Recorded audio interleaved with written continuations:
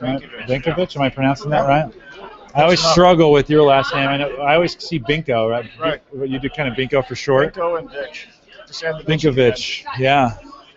All right, we're here at Heartland Developer Conference 2014, and we're doing live interviews all day from the conference floor. I'm here with Mike Benkovich. Mike's return offender. Here we've been at least once, right? At Infotech, or was it last year here? Last year here, and we actually talked about with some Windows Phone development, if I remember correctly, didn't we? Hey, Mike, tell me what's been keeping you. You came on my podcast back in the spring. Yep. Good to have you on. But what's been keeping you busy? Well, I've been working on a startup, building out some of the stuff that I've been, talking about in the podcast and evangelizing for Microsoft. Now I'm actually using the code and the technology and building on top of the identity stack and all of that. Yeah. To build out some really cool, interesting stuff. So the last time we chatted, Microsoft had kind of an online build an app quickly for Windows Phone. Yep. Windows Phone has gone in the year that we've been since the last conference. Windows Phone has gone through a bunch of changes in it. Right. Has it changed much on the code side from what you're seeing, or is it still? And are the tools different for you guys? If I want to get into Windows Phone development, what would I do? So one of the big things that came out is the idea of the universal app that was released at the Build, about 9 months ago or so. Yep. And so with the universal app, they went away from just having just a Silverlight model to having a common XAML schema or a stack that you can build both the Windows side and the phone app on one set of code, even the UI, and it just makes it into a different path that you can go down. Yeah. So if you have a Windows Phone 8.1, you can run that new version of the Universal app. But if you're running a Windows Phone 8 or anything earlier, you're still building on the Silverlight. So the thing that we talked about was App Studio, which is a way to go out and start an app really quickly. And I'm going to be talking about that today in my session. Okay. Bring it up. So that's still around. Oh yeah, and it's still a great way to get a jump start on building an interesting UI, because you get all the nice, glossy, shiny. Yeah. Hey, I'm not even a developer, and I went out and built. I mean, after you and I talked about it, I went out and kind of built my own app, which wasn't too bad. Now, it could be better, but it's a good start, right? Well, and the thing is, with the App Studio, you're literally creating the framework for an app in about 5 minutes. Right. What I've found is that in the real world, you might spend 5 minutes building that framework, but you're spending the next 6 months building out the concept of the business and getting that implemented and tying in all the nuances and the details. And where it does some things really quick and easy, you focus more on what's the business problem you're trying to solve. Yeah. Which is where you want to be. And what's that address? Where would I go if I want to try that studio? Do you remember? I always forget. Yeah, I think it's appstudio.windowsphone.com or apps.windowsphone.com. Yeah, and I think you can just Bing that. You can put that in Bing or search for it, and it would get you there as well. What else? What else is interesting in your world? Well, I've been doing a lot with the Microsoft Identity Stack, because there's been a lot of changes in the whole thing with how do you identify or log in an account to different things. It used to be that with .NET 2, when they had the login control, you drop on a page and it just wired stuff up. In .NET 4, 5, and beyond, they've got this new identity framework, which does things a little bit different. Okay. It's built with the Entity Framework. It's built with code migration, so database migrations. You're using a bunch of different tools to do things. It adds flexibility, but it's also, there's a learning curve to it. And so I've been doing a lot of stuff around the identity stack lately for customers and clients, where we want to be able to make sure we can get that to work. Are these for internal app use, or are they trying to get some security for their external customers as well, as far as authenticating in through the app, or how's that working? So you know how you used to have like an application password, and you'd have to remember the password. If you forgot it, you'd have to go out and reset it. Right. And then there's social media accounts. I can log in with my Google or my Facebook or Twitter or whatever. Yep. But it was like, how do I do both? If I want to sometimes use one or sometimes use the other. With this new identity stack, they make it real easy to do both. So for my customer facing, where I don't want to add them to my Active Directory or create a password for them, they can use their existing accounts. Or if they don't want to do that, they want to have a password, you can turn that on too. And it's a lot easier, it's a lot cleaner how that is actually put together. but it is a little bit different too. Mm-hmm. You got to love live podcasting out in the middle of the floor, and this is always fun for me. I kind of like the buzz and the feel of what's going on here. What? All right, so you've been working on a lot of identity then. What are you finding in that as you're going through that? What are the roadblocks today in getting some of that done? So some of the roadblocks are just trying to figure out where things are happening. The new identity is implemented using an MVC pattern. And an MVC pattern is a different way of thinking through your code and trying to figure out where you put stuff.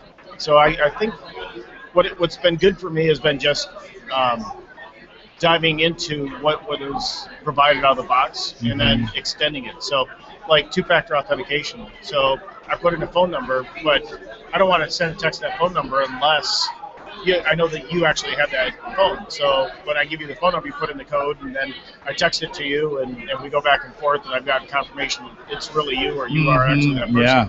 So trying to implement that kind of stuff. Okay. And that's actually been good. I'm of a mixed mind because I really like the way that the .NET 2 framework was plug and play, and I had a good understanding of how to use it. And now I've got to kind of relearn, that core piece or that pattern to implement the new way. So it's good. Yeah, it's certain identity. We're kind of back around with all the problems we've been having with an emphasis on it. It seems like two-factor is everywhere now, where that used to be a really specialized. There were only a few people that were doing two-factor. It seems like that's popping up more and more. It's really. I still find as a user. Right. I still find two-factor kind of difficult at times, and I know it's necessary, but. Well, how would you want to be notified? I don't know. I mean, if you're using an application, it depends on the type of application. If you're going out to something where you're just consuming, but if you've got an application that's, say, scheduling a call or a meeting for you, and you're the consultant, and they're going to want to prompt you, hey, you've got a ticket open. How do you get notified? How would you want to be notified? Well, I don't mind the text coming through on my phone, but email? It would be nice if I could just push that button and it would recognize my face and I could close my phone back up and move on. It's just and one of the interesting things I think is important that we don't think about is the syntax or the way they format those texts. Right. If they move that code farther up in the text, then I don't have to log in. I can see the message of it, and I can do it. I've seen both Yahoo and Google, because those are the two I use primarily for two-factor, have slid that number up, keeps moving up in the text that it comes through. And that's great, because then I can just open my phone, the message is there, and I can see, you can see the first line. You don't need that's all you need, right? 6 numbers or whatever.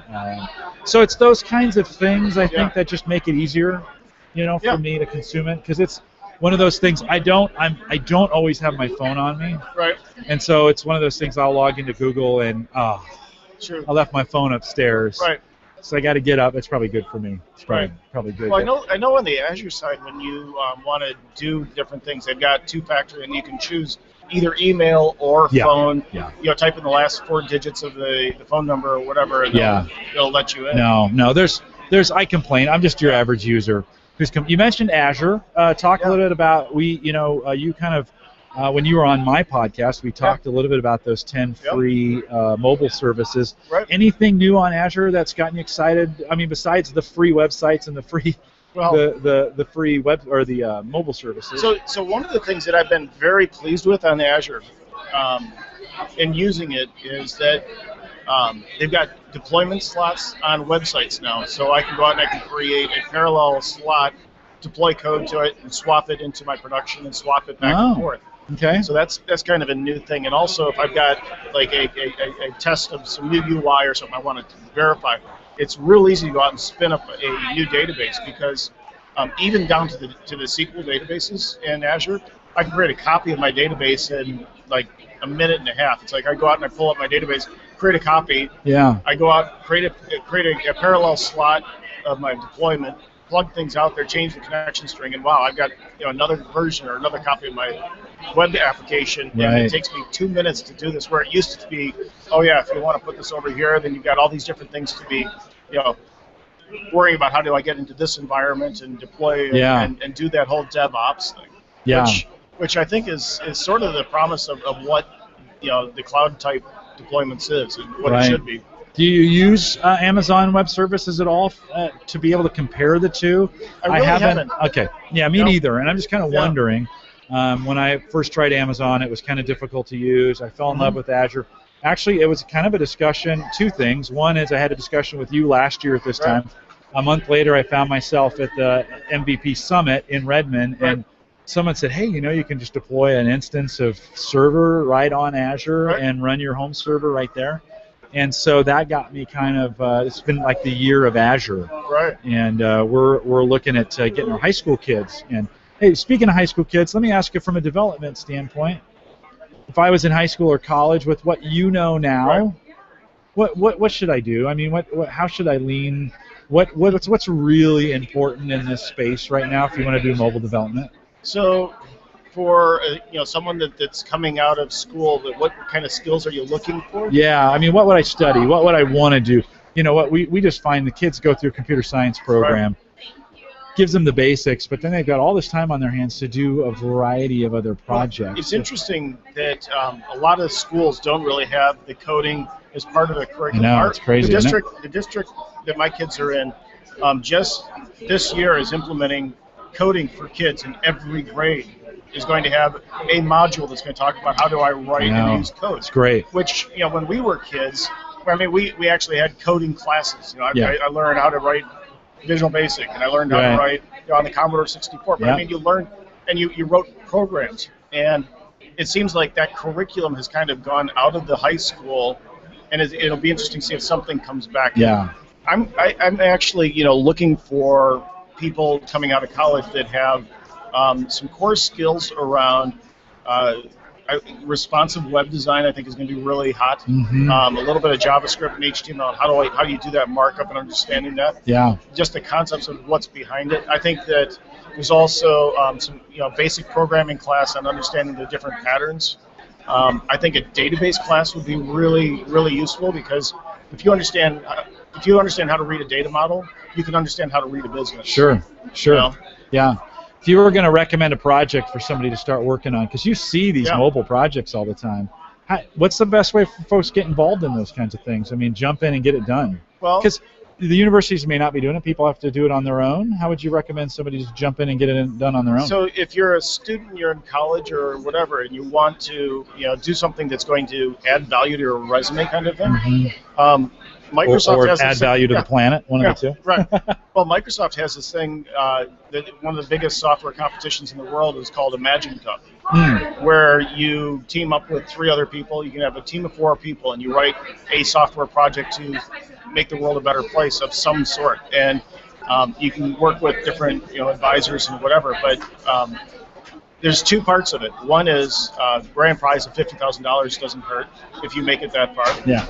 It's not a bad incentive. Which is not bad, plus a trip around the world to go to the finals and whatever. It's kind of a big deal. It's a good deal. But it also looks good on the resume because it shows the idea of coming up with an idea. You pitch it, you create a video of what this thing would do when it's done. So it's like you're really getting a visualizing what it is that it's going to be.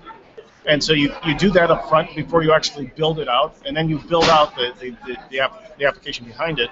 But it's kind of going through the whole process of how do I build and deliver a project. I think if you're looking for like a good project to just get started, I mean, start a blog, start just building your own websites, start playing around with it. Would you go? It's a little bit maybe a loaded question, but would you go if you were developing mobile? Of course, we have 3 platforms, iOS, Android, and Windows. Well, 4 if you count HTML. Sure. If you're just going to do straight mobile, but if we're going to talk native, what would your advice be to someone if you're going to focus on? If you got to focus on one of those, what do you think's the future? Well, I think that it depends on the problem. Sure. Right. Okay. And the broadest reach is going to be the mobile web because it'll run on anything, presumably, unless it's using a technology that is specific to a platform. Like is that the future? Is really? I mean, because I'm interviewing some guys on my podcast, and their app is completely web-based. Right. So you don't have to go through the stores. You don't have to. Well, It might be, it might not be. It depends on what you're doing, because some of this stuff, like for, what do you call it, a standard for web real-time communications, or our WebRTC, which is a video chat kind of a platform. You're using it on the Google Hangouts. Probably right here. Runs great on Chrome. Yeah. Runs great on... Sort of. Well, yeah. It runs great on Firefox, runs great on certain platforms, but Apple and Microsoft both, put their hands up and said, no, that because it's using some sort of encoding, whatever it is. And so because those two platforms turned their backs to it, it's like, I can build this using the mobile web, but I have to have a native app on on those specific clients to make it work. Well, Apple, it may not be the majority out there, but it is a big player. Carries a big stick of, you have to build an app for it. Yeah. So I guess the answer, what I'm hearing you say, is you got to do them all. Well, right. You can't. There's no silver bullet, right? Depending on what you're doing. If I'm doing a conference app where I want to show where the rooms are and whatever, you can do that on mobile because. There's nothing that's specific to it, but if I need to turn on the camera, if I need to capture stuff, record a message or whatever. Media, right, yeah, okay. Anything else in your session that you're covering that we didn't talk about? I think I gave you That's the it. keys to the kingdom here. I got it all just in here. Anything else you're working on personally that you're finding really interesting? The keynote speaker, I just interviewed Pete. Yep. And Pete Brown from Microsoft talking about Internet of Things. Are you getting into the gadget space at all with some of these little bits and some of those here things? And there. Little bits here and there. It's like Arduino, I'll go in, I'll start Raspberry playing Pi. with it, and then I'll lose interest, and I'll come back and play with it some more. And it's like it depends on whatever. I mean, there's some neat ideas. It's a matter of having the time to having the bandwidth. It's like, it's when Raspberry Pi came out. I said I need a Raspberry Pi, like I need a hole in my head, just because it's a whole nother. You got one? No, actually I did. I resisted, and nobody sent me one, which was even better. I'm like, guys, I don't have time to learn another thing at this point. We got so many things going on, but it is an exciting time to be around and to do some of these things. And so, Mike, I appreciate you taking a few minutes to be with me this morning and to be number two today, number 2 of 12. And if you're watching this, we'll include some show notes, including all the contact information for Mike there, and it'll be on YouTube, so you can click through it and get it there. Mike, thanks for coming out. I appreciate it. Thanks, Jim. Yeah, you bet. Hang tight for 1 sec.